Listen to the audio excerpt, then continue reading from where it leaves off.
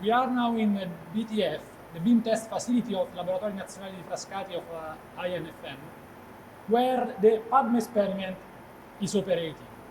Padme is a small collaboration which involves Italy, US, Bulgaria, and Hungary.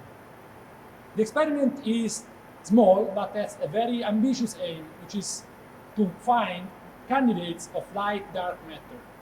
The idea of the experiment is to take positrons coming from the accelerator of Frascati and smash them on the diamond target that it's inside this pipe and produce a photon and a dark photon. A dark photon is a particle which could be one of the candidates of dark matter. It is very similar to our photon, but it is massive and it's invisible to our detection. So the experiment is aiming to understand the presence of this just by measuring the accompanying photon with a calorimeter, which is there.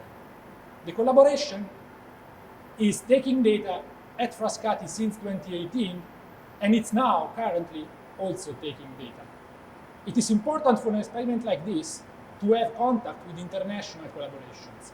And in this, the Strong funds played a very important role in allowing people to access the experiment and to participate to the experimental activity at Frascati. We're here in the Padme control room. This is where most of the data taking happens.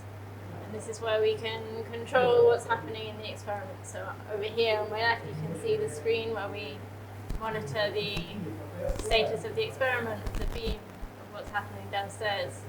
And that's what happens here.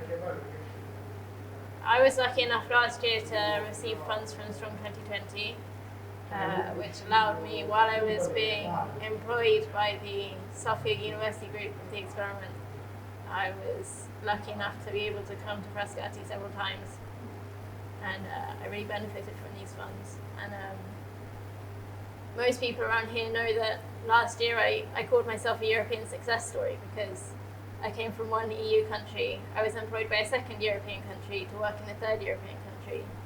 And without the funds from Strong-2020, none of this would have been possible. So I consider myself very lucky, and I hope that other people have similar opportunities because it's been really enjoyable and exciting. It's given me a lot of chances to do things that I would never have otherwise done, and seen places, gone places, done things that otherwise I wouldn't have had the opportunity to do. So I'm very grateful to Strong-2020, as I'm sure all of my colleagues are.